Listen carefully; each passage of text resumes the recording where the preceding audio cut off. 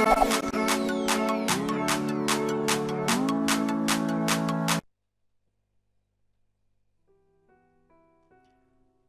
datang kembali di mata kuliah online atau materi algoritma pemrograman. Kita masih ada di bab mengenai array bagian kedua.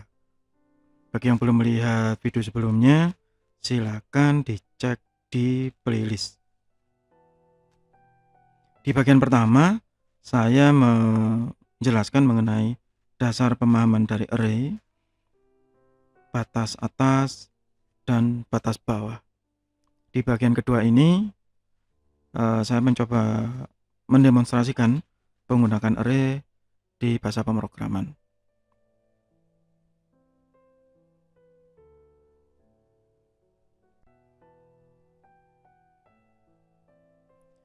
Ya, bagi yang belum pernah melihat video saya, di video saya demonya selalu menggunakan Visual Basic ya. Saya menggunakan Visual Studio Express yang agak kuno ya, yaitu Visual Studio Express 2015. Dan yang saya jelaskan sebenarnya bukan sintaksis ya, tetapi konsep. Sehingga apapun yang saya jelaskan di sini seharusnya bisa juga diaplikasikan di bahasa pemrograman yang lain. Saya menggunakan ini hanya untuk kepentingan supaya waktu membuat tutorial lebih cepat, itu saja ya. Dari sisi running atau eksekusi yang jauh lebih mudah karena tidak ada embel-embel yang lain ya kalau di sini. Jadi hanya sekedar create kemudian ya sudah selesai, nggak ada desain, nggak ada macam-macam ya. Itu yang pertama. Dan bagi yang bukan dari kelas saya, biasanya saya tegaskan berkali-kali bahwa dalam mempelajari algoritma pemrograman yang paling penting adalah menguasai konsepnya, bukan menguasai sintaksnya. Karena kalau sintaks itu sangat cepat ya untuk kita beradaptasi ya, tetapi untuk menguasai konsep itu bukan sesuatu yang mudah ya, bukan sesuatu yang mudah. Dan satu lagi yang selalu saya tekankan kalau di kelas saya adalah jangan pernah fanatik terhadap satu bahasa pemrograman ya. Nah, di dunia yang nyata kalau ditanya bahasa pemrograman yang terbaik, saya selalu menjawab ya bahasa pemrograman yang bisa membuat Anda menghasilkan uang, begitu.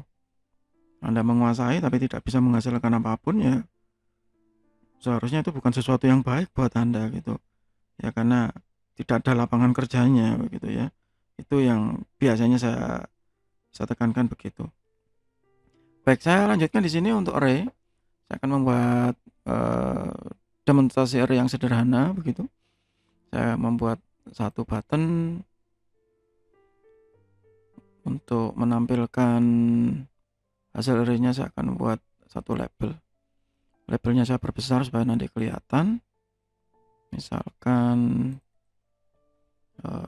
berapa ya, 12 begitu mungkin ya. Ini sudah cukup sepertinya. Baik, sekarang saya akan mencoba mendeklarasikan array secara sederhana ya. Saya akan taruh di button ini saja ya. Misalkan saya menggunakan array yang simple ya, array integer misalnya 10 begitu, 10. Karena ini saya menggunakan Visual Basic, berarti ini dimulai dari angka 0 ya. Berarti 10 itu sama dengan 11 ya. Yes, integer misalnya begini ya. Kemudian saya akan berusaha mengisi ya, mengisi array ya, mengisi array itu bisa dilakukan satu persatu seperti slide saya di video sebelumnya, satu persatu ya. Sebagai contoh misalnya X array 0 sama dengan 100 misalnya, X array 1 sama dengan misalnya 250 misalkan begini. Ini bisa, atau mengisi array dengan menggunakan looping atau perulangan. Nah, ini terserah, tergantung kebutuhan, ya, tergantung kebutuhan. Jadi kalau ada yang bilang, oh lebih baik begini, tidak. Ya tergantung kebutuhannya seperti apa. Apakah harus diisi dengan perulangan atau satu persatu. Nanti akan ada kasus bahwa kita ternyata memang membutuhkan mengisi array tadi satu persatu. Transaksi penjualan misalkan, ya memang satu baris begitu. Atau mungkin untuk array yang berisi deretan angka, nah itu memang harus perulangan. Atau array yang berisi deretan tag kalau di web, ya memang harus menggunakan looping atau perulangan. Ya, jadi satu persatu atau perulangan, saya akan menjawab ya tergantung kebutuhannya seperti apa, bukan karena efisiensi. Ya, kalau semua dipaksakan ke efisiensi, ya bisa jadi tidak sesuai. Oke, saya akan mencoba menggunakan yang pertama, yang satu persatu, kemudian saya tampilkan di label ya supaya cepat ya. Seri 1, kemudian saya turunkan saja. Bagi yang belum mengetahui CHR13 itu simulasi tombol enter atau ganti baris ya. Ganti baris untuk bisa turun ke bawah gitu. Hanya untuk mendemonstrasikan bahwa ini nanti turun ke bawah, itu saja.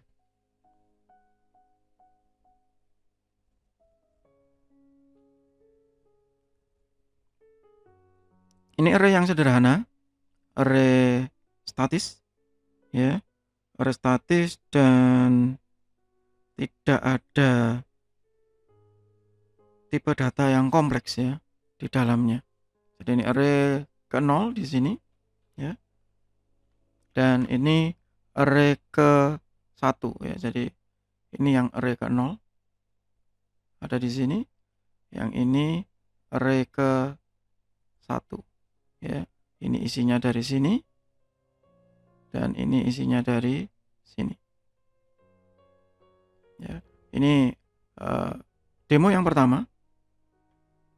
Kita mengisi satu persatu.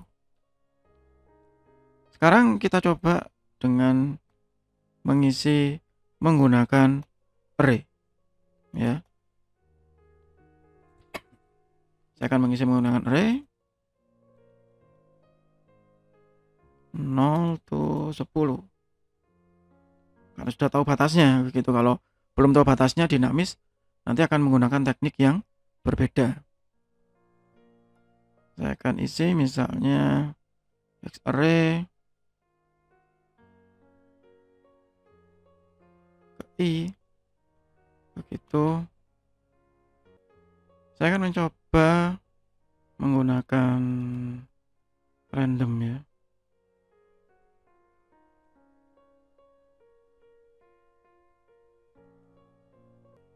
Ini harus dideklarasikan dulu ya.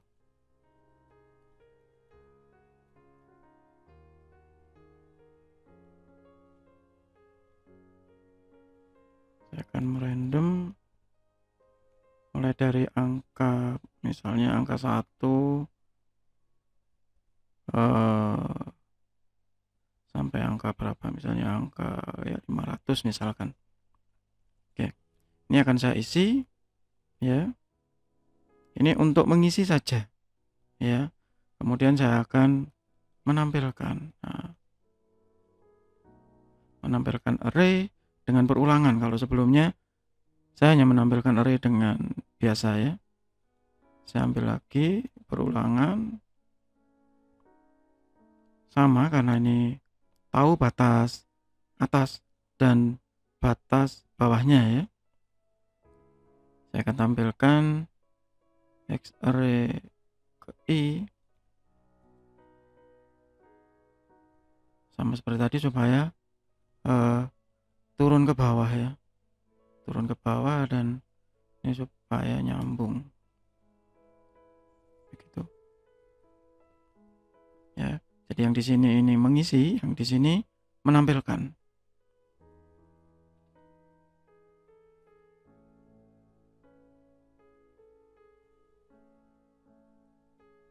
Label satunya belum saya bersihkan tadi.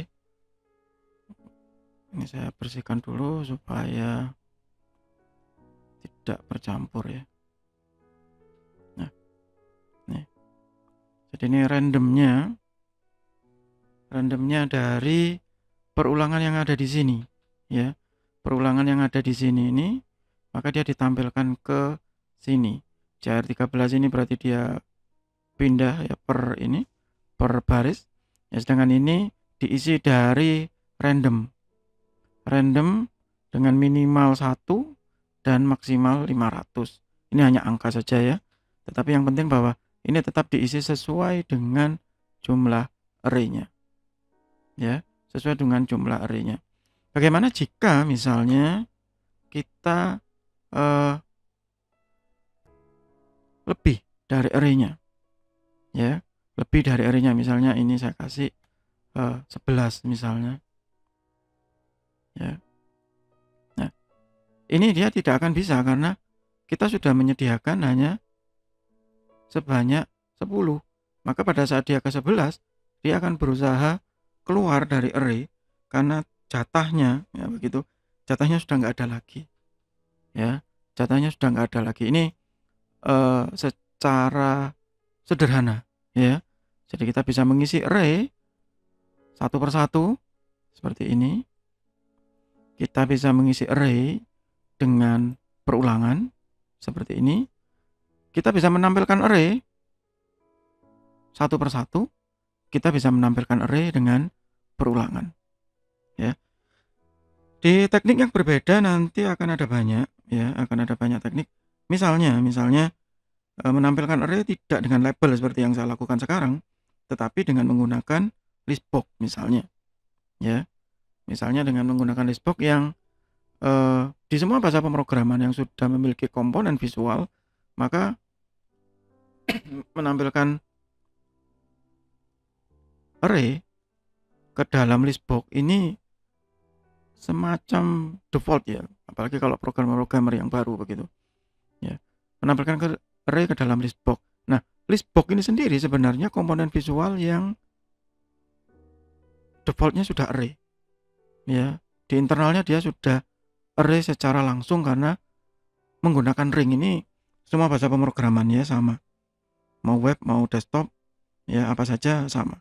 Jadi kelasnya memang di dalamnya sudah defaultnya itu terisi array ya. Jadi misalkan saya tambahkan satu listbox, dan ini sebenarnya sama antara listbox ataupun combo box ya.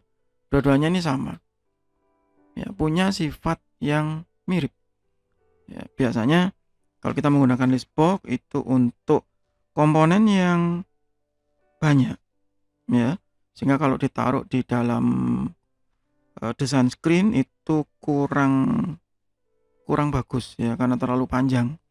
Sedangkan listbox itu komponennya biasanya tidak lebih dari 100 ya, supaya bagus. Jangankan 100 ya, 20 aja sudah kelihatan terlalu banyak ya kalau listbox itu, karena orang akan cenderung melakukan scrolling begitu. Tapi kalau di combo box meskipun dia 100 pun orang tidak terasa ya, itu psikologis dari UI-nya atau user interface-nya.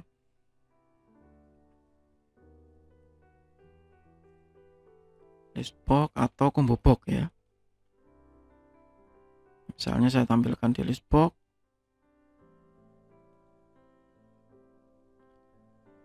Untuk sintaks nanti di setiap bahasa pemrograman akan berbeda, tapi yang pasti bahwa di sini itu ada ringnya, ya. Ada ringnya yang bisa dimanfaatkan begitu. Ya.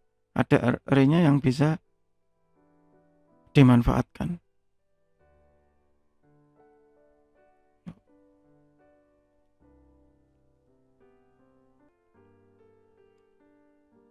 Ya, jadi kalau kita langsung masukkan ini ke dalam list box ya, kita bisa menggunakan add ring. Ya, cuman ini masalahnya karena integer ini agak berbeda. Tadi harusnya saya menggunakan string supaya lebih cepat. Ini saya akan convert dulu.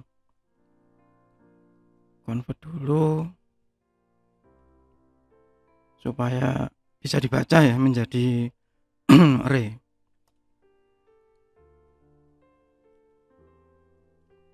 Begini. Jadi ini saya langsung masukkan ke dalam list box.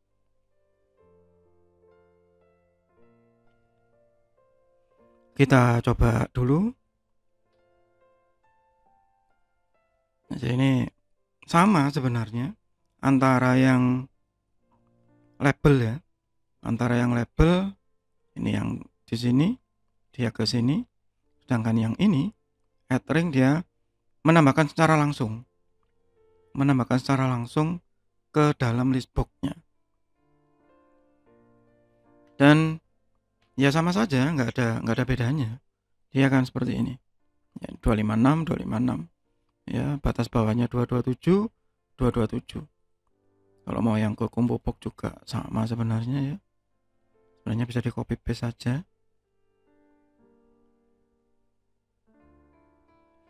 Untuk sintak casting ini nanti di tiap bahasa pemrograman akan berbeda ya. Ada yang tidak memerlukan casting, ada yang memerlukan casting ya. Sama saja. Ini sama. Ya, tidak ada bedanya. Ini sekilas mengenai array.